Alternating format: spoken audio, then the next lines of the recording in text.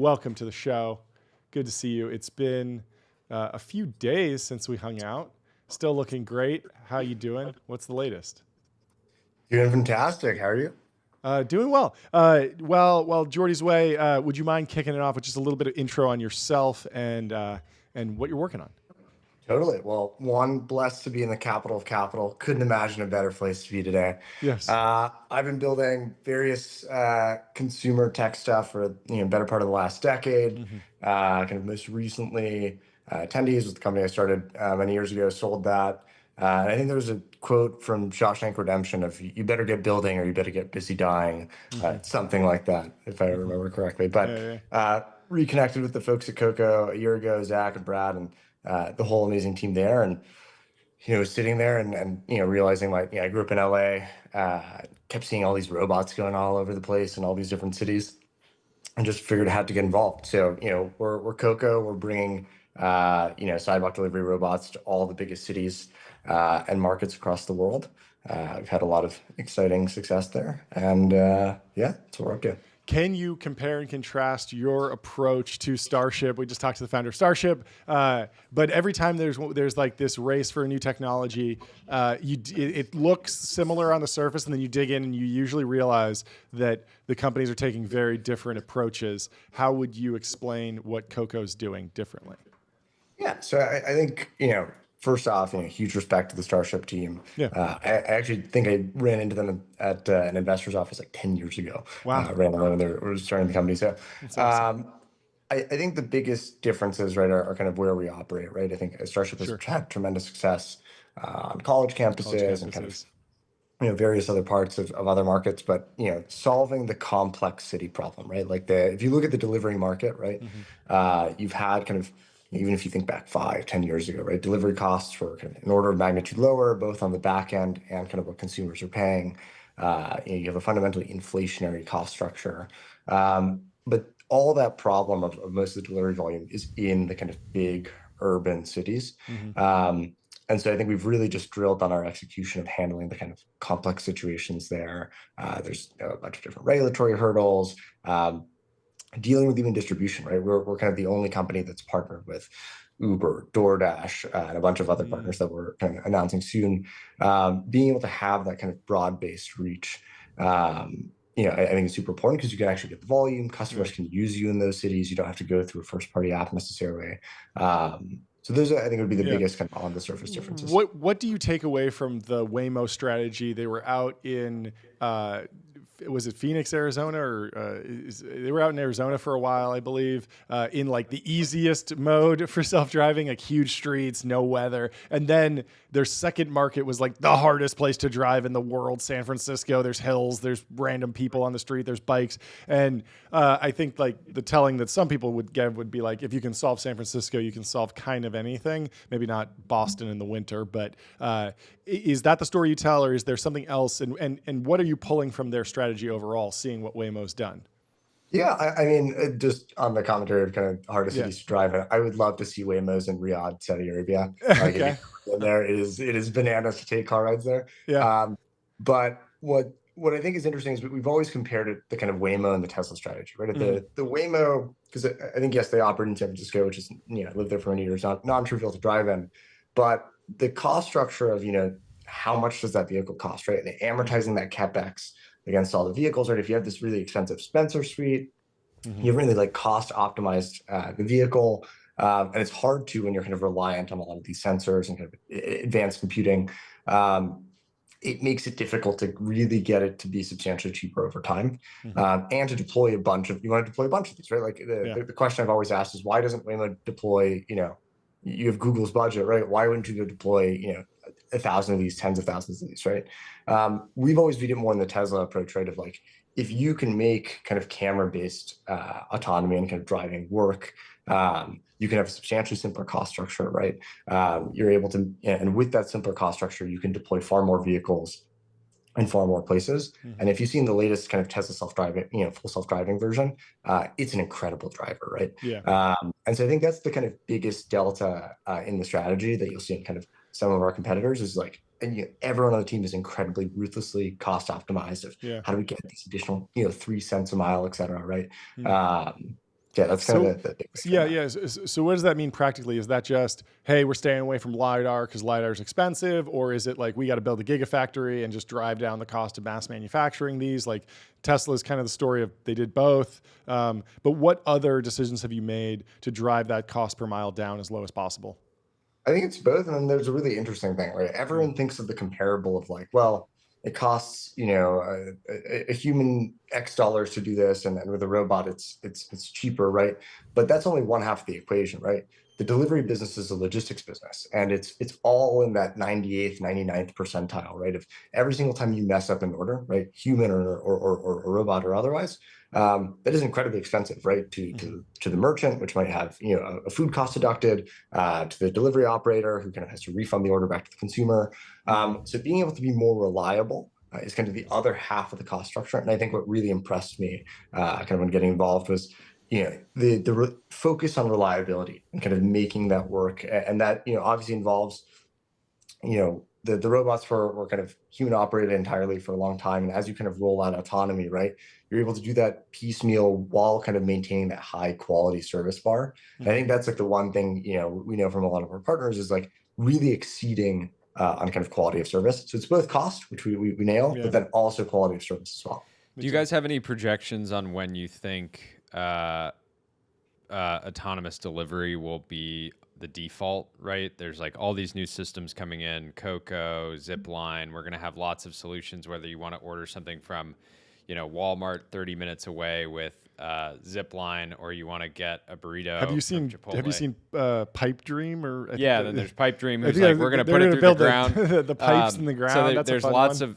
of ways that we're going to get stuff, which is what Americans love. Yep. But at what point? What's your kind of like internal pacing around when you think these systems can be so ubiquitous that when you use a delivery app, you just sort of assume that it's going to be coming through some type of like autonomous platform? Mm-hmm. I mean, I think it looks really lopsided, right? Like if you're on the West Coast, like if you're in LA, like if you talk to people in Santa Monica, like this is their norm. Like to a lot of people, they get predominantly robot deliveries, right? Mm-hmm. If you look at other markets we're not in, it's not. I think it's the same for self-driving cars. Yeah. I mean, my answer is as fast as humanly possible. Like I think that's metered in years, Mm-hmm. if not sooner. But I think it's really market specific, right? Like, if you're in the big cities, I think hopefully for us, right, in the span of a year, maybe two. But I tend to be aggressive on that front, but I think it really depends on kind of which markets you're in as that kind of rolls out. But yeah, I think this proliferation of all these solutions is incredible, right? And I think Yeah. for rural environments, I spend a lot of time out in Wyoming. Zipline's going to be amazing, right? But especially in the urban environments where the real there's a huge push, right? Of like there's a real business problem for a lot of delivery providers of like we need to solve this. I think that makes a lot of sense. Can you talk about anthropomorphic design? How do you make the robots friendly and seem like they're going to be fighting alongside us when we're fighting the AGI Terminators? Versus, because I imagine if it goes poorly, I'm going to want a Coco in the foxhole with me. It's a cute, I mean, it's a cute, even the name, like, Starship, cool name, but very different than Coco. I think that's deliberate. What else are you thinking? Where does this go? We were talking about maybe like, do you throw an LLM with a voice mode on it and you can just talk to it as it's driving past you? Maybe ask it the weather, ask it the time, or ask it for the news. Where does this go long term? So I think a few things. One, right? I think actions matter a lot more than words, Mm-hmm. right? What someone says to you versus how they behave towards you. And like, we have this idea of this cone of courtesy, Yeah. right? And really being courteous to other, sidewalk users, bicycle lane users, whatever the surface might be, right? And I think what's interesting is you've seen, right? Like I saw the kind of previous interview, there really is, basically almost no incidents of vandalism or kind of people interfering with the robots because there is this like almost adoration. The name Yeah. is very purposeful, right? And the second most popular dog name in the U.S., at least at the time, right? And so Really? like, and I think kind of thinking through that of like how something behaves towards you and it ends up building the brand more than like what it talks to you. But then I think like there's always been this kind of sweet jovial culture at the company that really just flows out through to the robots. I think there's a lot more stuff you're going to be seeing soon in that vein. Cool. I think we've been really focused on let's get the economics and the operating model right, but there's a ton of really fun stuff coming there that I can't quite share yet, but we Yeah. will Yeah. talk. Can you talk about your guys' partnership with OpenAI at all? I don't know how much you can speak to it, but that was a cool announcement. Yeah, what do you do with that? Yeah, I What? mean, Yeah, we what's up love. with this whole AI thing? I heard it was cool. I heard there was this model that came out yesterday that people were doing some cool stuff with. If you have not tried O3, it's amazing. But yeah, I mean, they're fantastic partners. I can't speak to too much about what we're doing with them, but it's very exciting, and we'd love to talk more about it at a later date. Yeah, it's a cool partnership because you're not immediately worried about them just building the same thing that you're doing. It's kind of like a bigger, jump to go and say, OpenAI is going to start building delivery robot networks than somebody building a coding platform. Unfortunately, I got shot down at our weekly business review. I saw, we should get into the kind of VS Code fork business, but that was shut down, unfortunately. It's a good business. It's a great business, especially today. Yeah, it's fantastic. Jordy? What else is on your mind broadly in venture right now? What are you seeing? I know you do quite a lot of investing historically. mean, What's been exciting?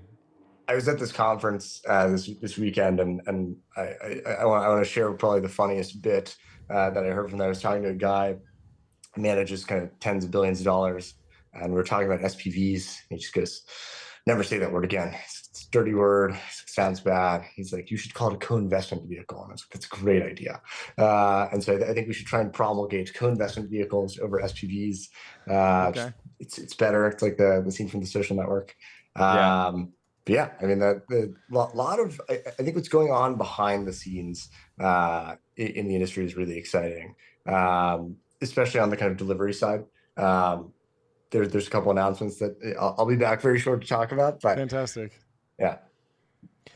Very cool. What's the vibe in Jackson right now? Is ski season wrapping up, or is when even is spring break? Is that Right now it's we've got mud season, which is all the snow melts and it turns a really delicious color of brown and muddy and gets all over everything. So but I'm you're in New still York. out there, right? Yeah, I'm in New York right now, All right. which you will see the seasonal migration of all the Jackson people, but yeah, it's a fantastic place. There's actually an article in the journal this morning about how tech bros are starting to dress up like cowboys. I thought they were going to say suits. I was hoping for suits. This is Yeah, terrible. we All should the get work them I to do put into follow-up this, getting nowhere. I almost thought about wearing a denim, like a. I mean, this is like Canadian Chris tuxedo. Saka's dream, right? Everyone dresses like a cowboy. He's been doing that for 25 years. So, But I wonder if you have to find a new bit, right? Once everyone Finally starts doing it, like, does that you of have to course, like? yeah. You always Bring got Suits suits. is the next Bring move. suits to Jackson. All right. Yeah, do it. I would love for you guys to come visit and wear suits, and We'll we have can to. record the looks that everyone gives. Yeah. People don't ski in suits enough, right? They It's don't. like skiing's a serious endeavor. You should Be dress done the in part. suits. Yes, exactly. You guys Really? should partner with Xenia to make like a ski suit, and it's like a There we go. Gore-Tex ski Yes, suit yes, There we yes. go. made There to we go. measure. That'd probably sell really well on Instagram. I think we got another business. Put together one of those co-investment vehicles for us, okay? Yeah. Yeah. It's gonna need at least 100 mil to Yeah. get that off the ground with the tariffs. Yeah, exactly. I actually that's an interesting question. Speaking broadly, how have you seen the robotics industry kind of responding? Yeah. I I'm sure a lot of the stuff's made in America, but because the supply especially- chain, right? Yeah, but Yeah. especially with instant delivery, where it's really an economic equation, which is like, is it reliable and is it cheaper than human based delivery? How do you think the industry is like responding? Still shell shock or? Yeah, I mean, I can speak only, internally, and I can kind of give you some of the things I've heard across the street. But, Sure. internally, we have thousands of vehicles already kind of like in the US built, and we're kind of actively deploying more and more of those. So, from our standpoint, it was kind of like, okay, like this doesn't actually disrupt us that much right now. But I think, speaking it broadly to the supply chain, right, you have, a lot of the consumer electronic supply chain is like primarily in Asia with not a whole ton of like alternatives. Yeah, of And so I course. think it'll be really interesting to see, like, as the administration kind of rolls out the kind of other branches of this policy, do you start to see some carrots to kind of move that over? a big thing that I think is was discussed this weekend that was interesting was, what happens if you just drop capital gains No, on yeah, kind of investing in kind of these key sectors of the economy that we want to bring manufacturing back to the U.S. on. yeah, I think, don't have the U.S. sovereign wealth fund to try and pick winners. Right? I think we get into a little yeah, bit yeah, too yeah, much yeah. planning there, but This is a great that'd be a take. really, yeah. Yeah, yeah. I was thinking about this for all the venture capital firms that have been adventuring all over the Eastern Hemisphere. You give them a cap gains boost in American investing, you're going to Whoa. see And just billions tell them flow that into the national Well, yeah, interest investing. they already eliminated capital gains for in some form, Yeah. but that would be a cool they didn't say policy. how. Yeah. They didn't say how.